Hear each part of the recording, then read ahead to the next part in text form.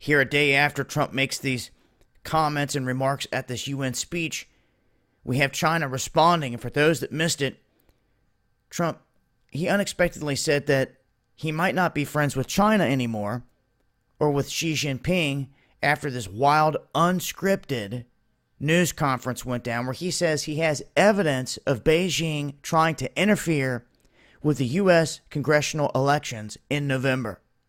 A move that further raises tensions between the two countries as the trade war goes back and forth, this tit for tat.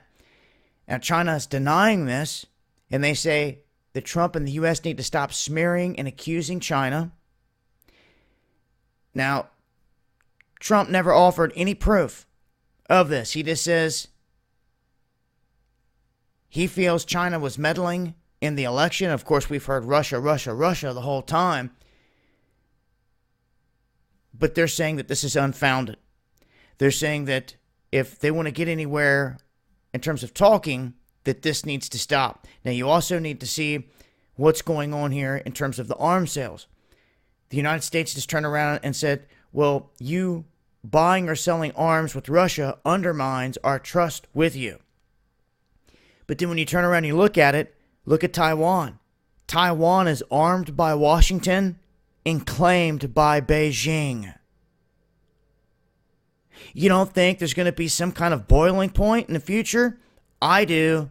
And we just flew B-52 bombers over the South China Sea within the past 48 hours. It's an act of defiance and showing China that we're not going to back down.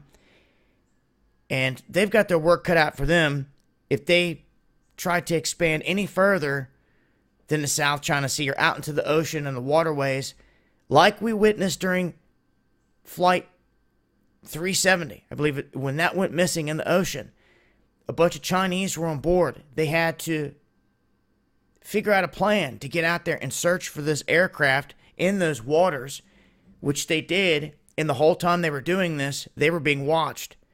They were watching how they refuel, where they would refuel at, how they would pull it off, the whole nine. They were, regardless of any of the other details with that flight and the mystery surrounding it. They were being watched heavily just to see how they would get out there. And they admitted they were having difficulty with the refueling process and trying to get out there and scour the waters. Now, in a peacetime atmosphere, they could dock in a lot of different places if the country will let them, like Australia or places in Indonesia. In a wartime scenario, that's out the window. You have to refuel out there. You have to be protected. You have to do all this without stopping in any of those ports. Now, let's look what China's been doing. They just took over the main port in Djibouti. They took over the main port in Pakistan. Israel just gave China the keys to its largest port. I hope you guys are paying attention. That's right, Israel did. The same Netanyahu that's buddy-buddy with Trump here on this world stage. How many times do I have to say world stage before people start to figure out exactly what's going on here? Where higher-ups in position have sold people out across the board. That's the position that we're in right now. And as long as people want to turn a cheek to it, nothing's ever going to get fixed. So, go along with the charade here on the world stage, leading right up to World War III, where they can point the finger and blame whoever for when the lights go out in America. They're going to rewrite the history books how they want to. Now, if you've done your research and you know anything about World War I, World War II, the wars surrounding those, and who funded each side of all those wars, well then, you should know the same thing's going down here. This isn't going to stop this whole thing from playing out the way that they want it in their theaters of war.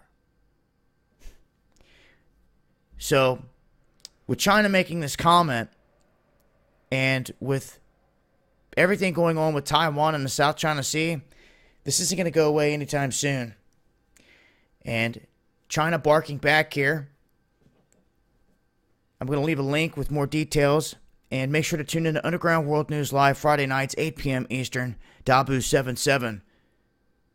Well, I'll be discussing updates to this and a whole lot more. Hope to see you guys there. Peace.